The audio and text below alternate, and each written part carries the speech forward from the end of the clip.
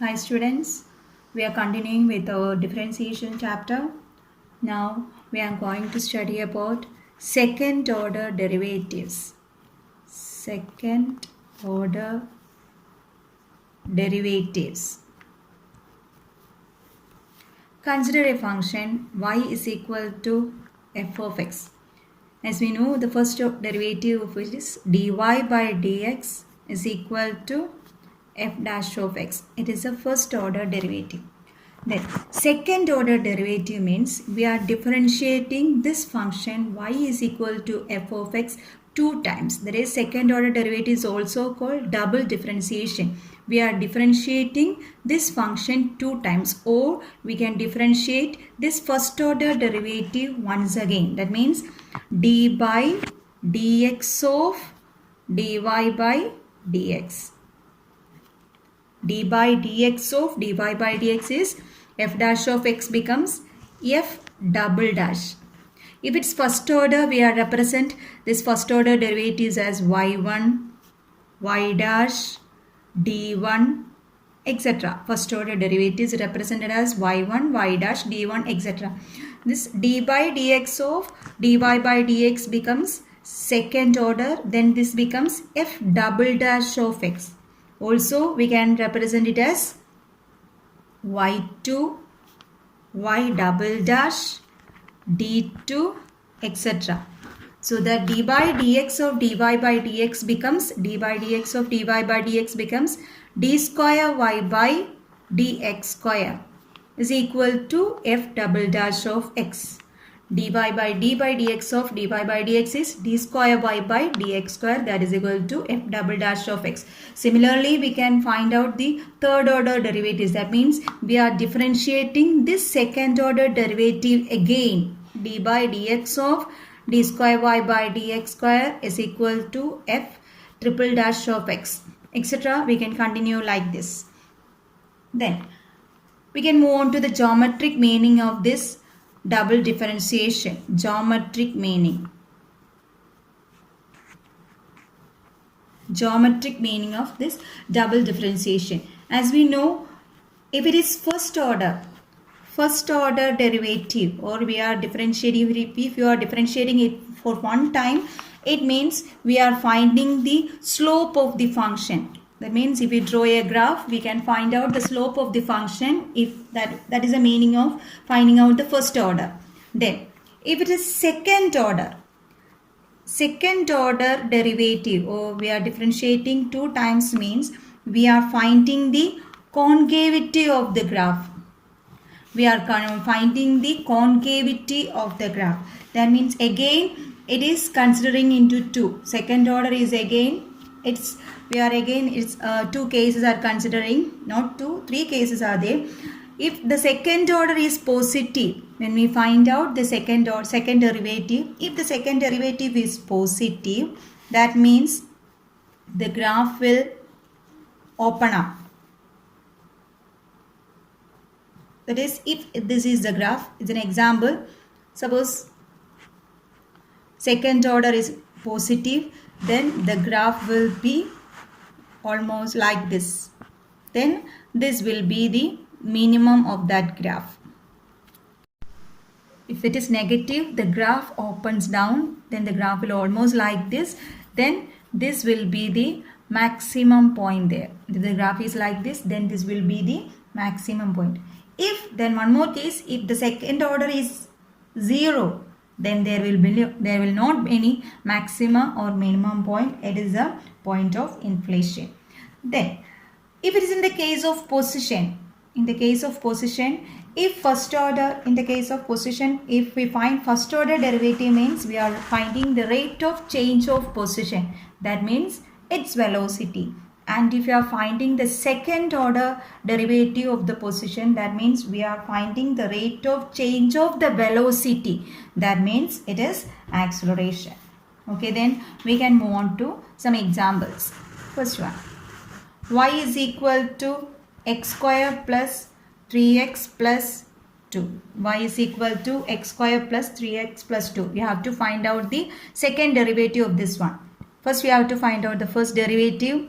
dy by dx dy by dx is equal to derivative of x square is 2x plus derivative of 3x is 3, then derivative of 2 is 0, is the constant there. Then second derivative means we are differentiating this function again, dy by dx again, that becomes d square y by dx square is equal to derivative of 2x is 2, then derivative of 3 is constant, so it is 0. Second question, y is equal to x raised to 20. You have to find out the second order derivative there. First one you have to find dy by dx. dy by dx is equal to x raised to n. Derivative of x raised to n is n into x raised to n minus 1. So it becomes 20 into x raised to 20 minus 1. That is 19. Then you have to find out the second derivative. That is d square y by dx square. That is equal to 20 into 19 into x raised to 19 minus 1. That is 18 there. That is equal to 20 into 19 is equal to 380. 318 into 80 into x raised to 8. Look at another example. Y is equal to x cos x. You have to find out the first derivative. dy by dx is equal to x cos x. That means two functions are there, x into cos x. So you have to apply the product rule there. That is first function into derivative of second function. Derivative of cos x is minus sin x. First function into derivative of the second function plus second function into derivative of x is 1 there. That is equal to minus x sin x plus cos x. Then you have to find out the second derivative, d square y by dx square. Again minus x into sin x. Two functions are there, so you have to apply the product rule again there. That is minus into first function into derivative of the second function sin x is cos x plus second function into derivative of x is 1 plus derivative of cos x is minus sin x. Open the bracket, minus x cos x, minus into plus is minus sin x, minus sin x. That is equal to minus x cos x, minus sin x is minus 2 sin x. Okay, then we can move on to the next question. Y is equal to tan inverse x. Y is equal to tan inverse x. First derivative y dash is equal to derivative of tan inverse x is 1 by 1 plus x square. Then second derivative. As we know, d by dx of 1 by x, derivative of 1 by x is minus 1 by x square. So derivative of 1 by 1 plus x square is minus 1 by 1 plus x square the whole square into derivative of 1 plus x square. Derivative of 1 plus x square is 1, derivative of 1 is 0, derivative of x square is 2x there. So it is minus 2x by 1 plus x square the whole square. That is the answer there. Then another question, fifth question. Y is equal to, if y is equal to 5 cos x minus 3 sin x, prove that d square y by dx square plus y is equal to 0. You have to prove this one. Given that y is this function, you have to prove it. So d square y by dx square is there. So you have to find out the first derivative there. dy by dx is equal to 5 into derivative of cos x is minus sin x minus 3 into derivative of sin x is cos x minus 5 sin x minus 3 cos x. Then second derivative d square y by dx square is equal to derivative of sin x is minus 5. Likewise as it is there, sin x derivative is cos x minus 3 into cos x derivative is minus sin x. So it becomes minus 5 cos x minus minus plus 3 sin x minus 5 cos x plus 3 sin x. Then you have to substitute these values in this equation. So take the left hand side of that equation, that is d square y by dx square plus y is equal to, substitute the value, d square y by dx square is minus 5 cos x plus 3 sin x plus y. Y is this the question, that is 5 cos x minus 5 cos x minus 3, 5 cos x minus 3 sin x. That is equal to, here minus 5 cos x plus 5 cos x, that is cancel.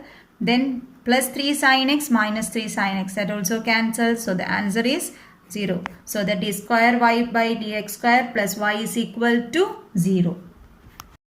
Another question. If y is equal to 3 cos log x plus 4 sin log x,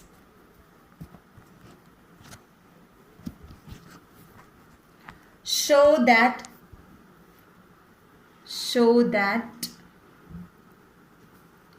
x square y2 plus xy1 plus y is equal to 0. y2 means second derivative, here y1 means first derivative. So first you have to find out the first derivative y1. 3 cos log x, 3 into derivative of cos is minus sin log x, then derivative of log x is 1 by x plus 4 into derivative of sin log x, that is derivative of sin is cos log x, then derivative of log x is 1 by x. In both case 1 by x is common there, so you can take 1 by x common into minus 3 sin log x, sin of log x plus 4 cos of log x. Look at the question here. We need xy1 there. So we can cross multiply this x2 here, y1. So it becomes xy1 is equal to minus 3 sin log x plus 4 cos of log x. xy1 is equal to, so first derivative, we got the first derivative there. Then we have to find out x square y2. So you have to differentiate this function again. Double differentiation. x, y1, two functions are there. So you have to apply the product rule here there. That is first function into derivative of y1 is y2. First function into derivative second function plus second function into derivative of x is 1. Into minus 3 derivative of sin log x is cos of log x, then derivative of log x is 1 by x plus 4 into derivative of cos log x is minus sin of log x, then derivative of log x is 1 by x. In both cases 1 by x is there, so you can take it common, 1 by x into minus 3 cos of log x minus 4 sin of log x. Then you can here also we can multiply this to the left side x. So it becomes x square y2 plus xy1 is equal to, here we can take minus common. So minus into 3 cos of log x plus 4 sin of log x. Then look at the question. We have to prove that x square y2 plus xy1 plus y is equal to 0 there. Then here y is 3 cos log x plus y 4 sin log x. Here also we got 3 cos log x plus 4 sin of log x. So instead of that we can substitute there minus, instead of this value we can substitute there y there. That is x square y2 plus xy1 is equal to minus y. So that is x square y2 plus xy1 minus y becomes plus y is equal to 0. That is the answer there. Thus you have proved it. So that's all for today. We can continue that in the rest of the portions in the next class. Thank you.